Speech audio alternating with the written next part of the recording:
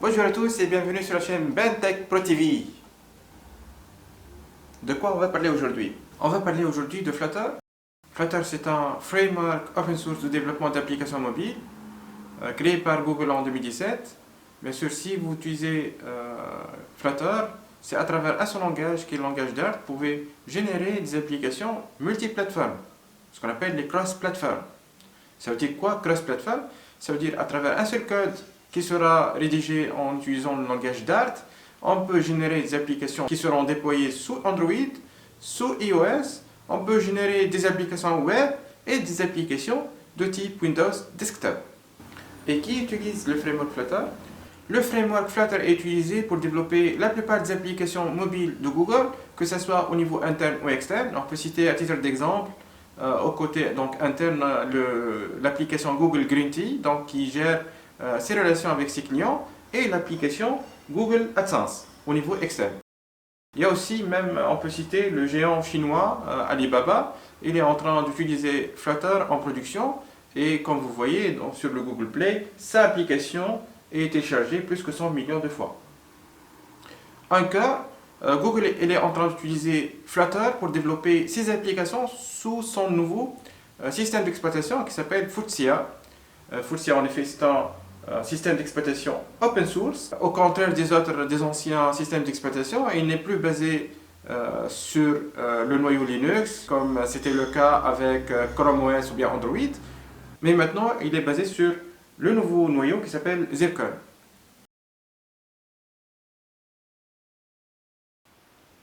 Donc là, on va commencer par l'installation de Flutter. Donc, à travers une simple recherche là sur Google, donc Flutter Install Windows. Donc là, comme vous voyez, les system requirements, vous aurez besoin de Windows 7 ou plus, 1,64 Go, etc. Et on aura besoin de télécharger ce Flutter Windows 2.5.2. Donc celle-là, c'est la version de octobre. Maintenant, nous sommes en novembre, donc c'est la version 2.5.3. C'est celle, la version stable. Donc on va télécharger cette version. Une fois c'est téléchargé, on va la décompresser. Voilà. Donc on va la mettre dans un dossier. Ensuite, au niveau de notre système, on va la décompresser et on va accéder au dossier Flutter anti/bin et on va ajouter ceci au niveau des variables d'environnement, la variable d'environnement path. Donc là, c'est ceci comment accéder. Donc on sélectionne notre variable d'environnement path, on fait nouveau, ensuite on va copier le lien vers le dossier bin de notre dossier Flutter. Donc ça, c'est la première étape à faire. Donc c'est la mise à jour de notre variable d'environnement path. Ensuite, ce qu'on va faire, donc on va lancer notre invite de commande et là, on va se déplacer vers notre chemin où est-ce que ça se trouve, donc Flutter, ensuite le dossier bin, le dossier qui contient les binaires, le fichier binaire.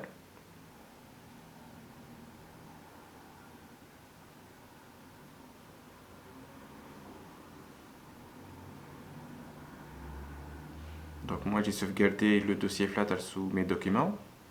Donc j'accède au dossier binaire, ensuite je vais voir la liste des fichiers et j'aurai besoin de lancer le fichier qui s'appelle Flutter. Donc comme vous voyez là. Donc normalement pour tester la présence de Flutter, ce qu'on va faire, on va lancer donc la commande Flutter espace doctor.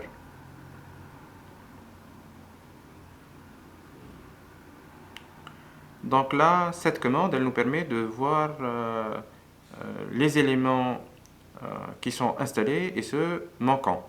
Donc s'il y a un élément qui nous manque, donc le système va nous afficher ce qui manque. Comme vous voyez dans notre cas, c'est CMD Line Tools Component is missing, donc il est manquant. Et aussi Android License Status Unknown, ça veut dire qu'on n'a pas encore accepté les licences de Android.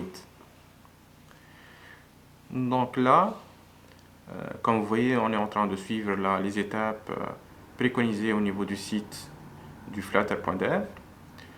Donc ce qu'il nous faut là, il nous faut bien sûr installer Android Studio. Donc je suppose que vous avez déjà installé Android Studio.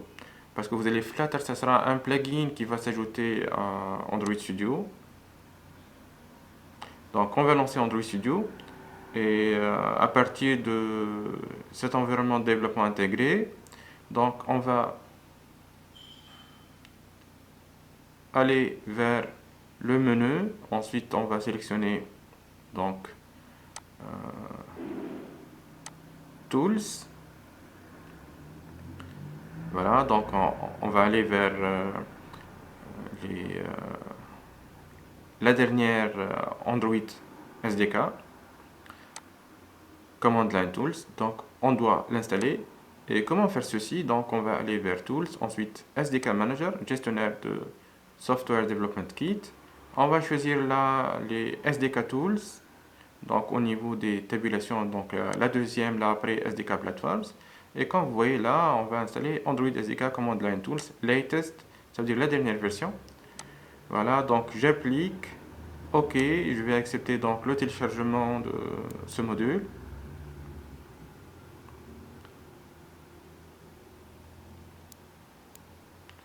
Voilà. Donc une fois c'est terminé, donc l'installation, on appuie sur Finish et là, OK. Et on va relancer donc notre commande Flutter Doctor. Voilà. Comme vous voyez maintenant, c'est bien installé. Donc ce qui nous manque, c'est l'acceptation des licences. Ceci, ça sera à travers Flutter Doctor espace tiré donc Android License. Donc à chaque fois qu'il vous demande d'accepter, donc vous dites yes, vous appuyez sur le caractère Y et c'est bien. Donc une fois on a fini avec ça, donc qu'est-ce qu'il faut faire maintenant? Donc on nous parle de installation donc du device Android. Bien sûr là c'est pour concernant l'émulateur. Au niveau de votre téléphone, bien sûr, si vous voulez lancer votre application directement sur votre téléphone, il faut que vous activez les options de développeur. Ensuite, une fois l'option développeur a été activée, vous devez entrer là et au niveau de USB débogage, il faut que vous activez ceci. Donc, vous le mettez à l'état actif. Et comme ça, donc, vous seriez capable de lancer votre application mobile sur votre téléphone. Bien sûr, dans notre cas, on va supposer que vous avez déjà créé un périphérique virtuel et vous avez activé l'accélération graphique.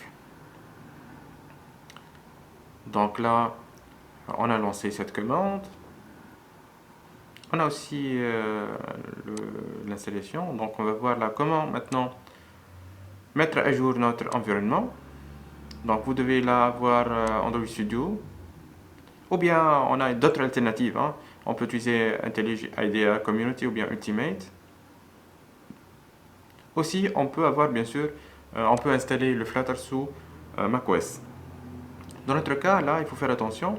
Au niveau d'Android Studio, une fois on a terminé ça, bien sûr, le Flutter n'est pas inclus au niveau de l'environnement de développement intégré. Donc, comment l'ajouter là? Il faut aller vers File, ensuite Settings, ensuite Plugins. Donc, il y a un plugin qu'on va ajouter et ce plugin, il va nous permettre de modifier un peu le menu et vous allez voir que on va voir apparaître un nouveau élément de menu qui nous permet de créer ce fichier ou bien les nouveaux projets en Flutter. Donc là, il faut aller vers Plugin. Ensuite, on va chercher là au niveau de l'espace de recherche là. On va chercher Flutter. Donc là où est-ce que c'est indiqué Type to see Options. Voilà, donc là, il est apparent directement. Mais pour vous aussi, vous pouvez faire une petite recherche si il n'apparaît pas directement. Donc là, Flutter, il va vous demander est-ce que j'ai besoin d'installer le plugin de Dart aussi. Donc vous devez l'accepter. Donc il va faire une double installation, celle de Flutter, du plugin Flutter et aussi du langage Dart, qui est utilisé par le framework Flutter. Donc une fois on a terminé l'installation, donc il va vous demander de redémarrer Android Studio. Donc on va appuyer sur le bouton Restart IDE. Donc, on va redémarrer notre environnement de développement intégré.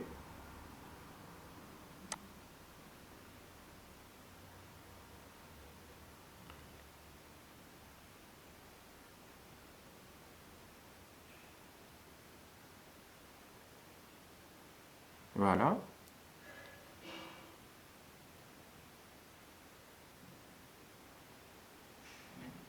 Donc là maintenant, si on appuie sur le menu File, New, donc on va voir là l'apparition d'un nouveau élément, c'est New Flutter Project. On va cliquer sur celui-là, on va sélectionner bien sûr l'emplacement du SDK, c'est le dossier Flutter de tout à l'heure. Comme vous voyez là, on a le web, on a activé, mais le Windows est inactif. Pourquoi inactif? Parce qu'on a besoin de lancer une commande de configuration et d'activation de son support. On a d'autres aussi requirements concernant le développement d'applications Windows Desktop. Donc dans ce cas, il faut que vous ayez installé dans Visual Studio 2019. Je vous rappelle que les étudiants ils sont capables, ils peuvent installer la version 2019 Community et ils peuvent apprendre donc l'utilisation de Visual Studio 2019 gratuitement. Donc ceci c'est open source. Ce qu'on doit faire là au niveau de fonctionnalité, donc il vous dit que si vous voulez activer l'utilisation de votre génération d'applications desktop Windows, on va sélectionner notre Visual Studio 2019. Bien sûr, moi j'ai déjà installé Visual Studio 2019 version Community. Donc il faut aller vers cette version. Voilà, Windows Visual Studio Installer. Là, vous faites modifier et vous devez donc installer le module qui nous manque. Dans notre cas, c'est la partie de développement C++.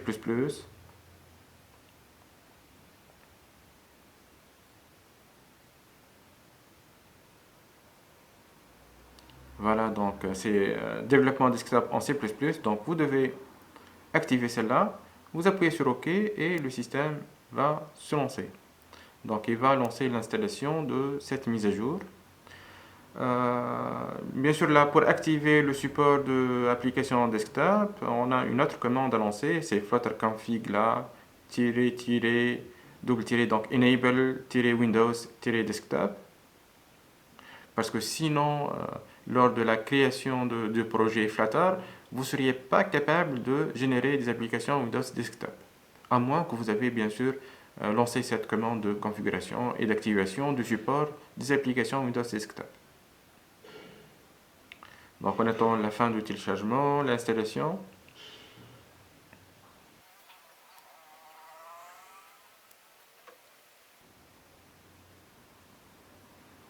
Voilà, donc là on a terminé ceci, on a terminé l'installation de ceci. Donc on revient ici au niveau de Flutter. On va utiliser donc Flutter config double tiré enable Windows desktop. Entrée. Voilà, donc on va l'activer. Maintenant il nous demande là de redémarrer notre Android Studio, notre environnement de développement intégré. Donc je cherche Android Studio, je le lance.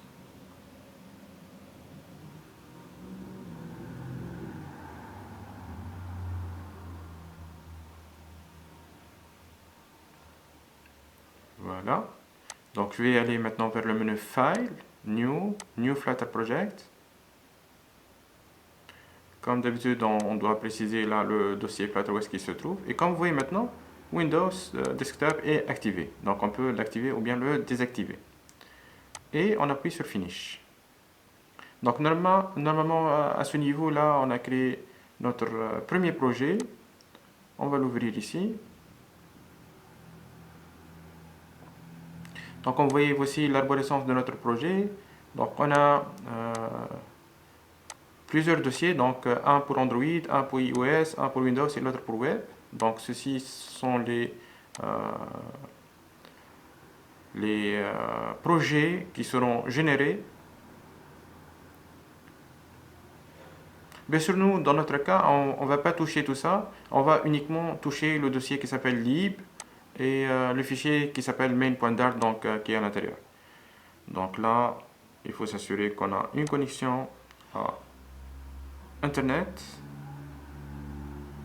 Voilà, donc il va télécharger quelques modules et outils qui manquent. Dans notre cas, donc, je vais tester moi l'exécution de cette application qui est créée par défaut là, lors de la création d'un nouveau projet. Donc on peut la lancer directement. Dans notre cas, on va tester quels sont les types d'applications qui sont possibles. Donc on va commencer avec les Windows Desktop. Windows, il est en train de déployer ou bien de lancer notre application. Et voici donc notre application Windows. Voilà, donc si on appuie sur le bouton plus, il va incrémenter une variable qui va nous indiquer combien de fois on a cliqué sur ce bouton. Donc c'est là, c'est notre application Windows. Aussi, on peut lancer l'application équivalente, mais en version web, cette fois-ci. Donc justement, il faut modifier la cible de notre exécution. Donc là, on va le lancer sur le navigateur Chrome.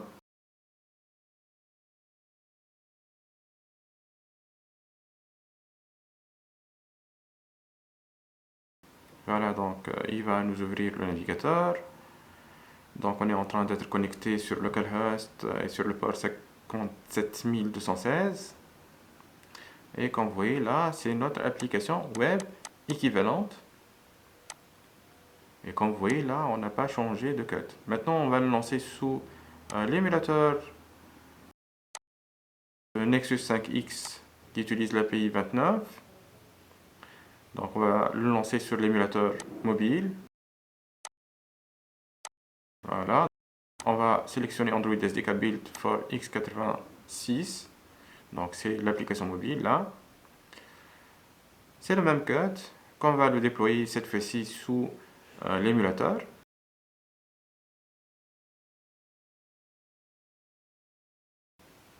Et voilà, donc notre application est déployée sous Android. Bien sûr, là, pour tester le lancement sous iOS, c'est pas possible de le faire sous Windows. Donc, ce qu'on va faire, on va changer d'environnement, aller vers ma machine, donc VMware Workstation Pro. On va l'utiliser où est-ce que j'ai créé une instance de Mac, Mac Big Sur, la dernière version là, de macOS. On va lancer notre macOS. Et bien sûr, je vous rappelle que moi j'ai installé Android Studio sous macOS. Et pour faire ceci, bien sûr, il faut que vous installez Xcode. Donc la dernière version de Xcode, qui doit être installée sur la dernière version du OS, c'est le OS Big Sur de Apple. Ensuite, une fois c'est fait, donc on va installer Android Studio. On va ajouter le plugin de Flutter comme ce qu'on a fait au niveau de Windows. Et par la suite, donc la nouveauté là, c'est que on peut lancer l'émulateur de iPhone. Ainsi, on peut voir l'aperçu de notre code sous le iOS. Donc là, je vais me connecter à mon compte.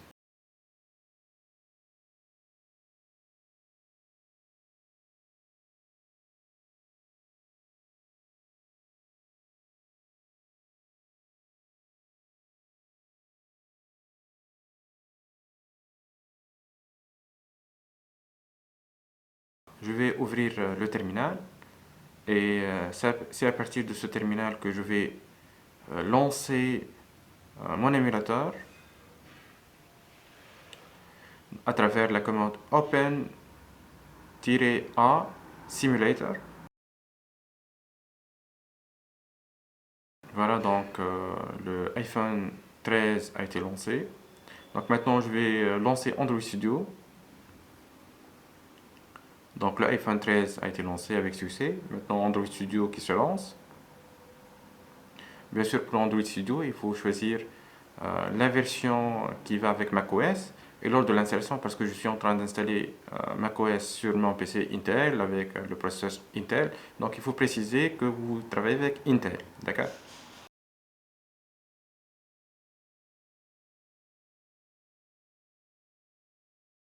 Donc comme vous voyez là, j'ai déjà installé moi le plugin Flutter.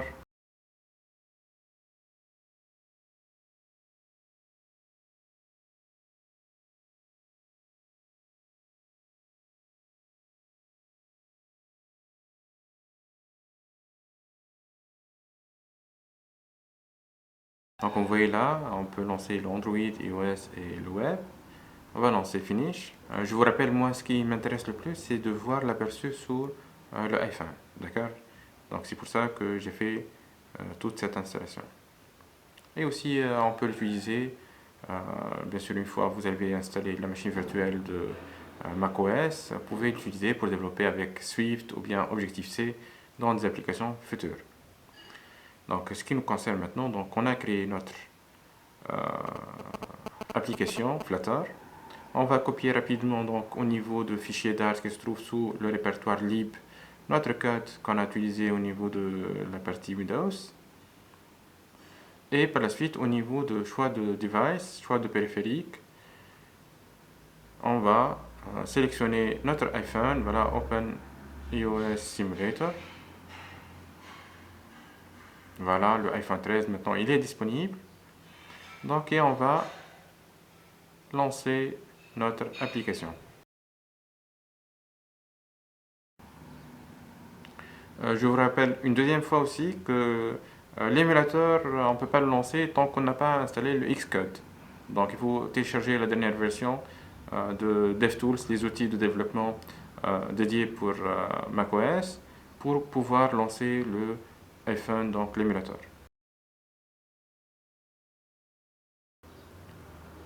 Concernant la taille d'installation, normalement vous devez réserver 4 Go de RAM pour l'installation de la machine virtuelle macOS.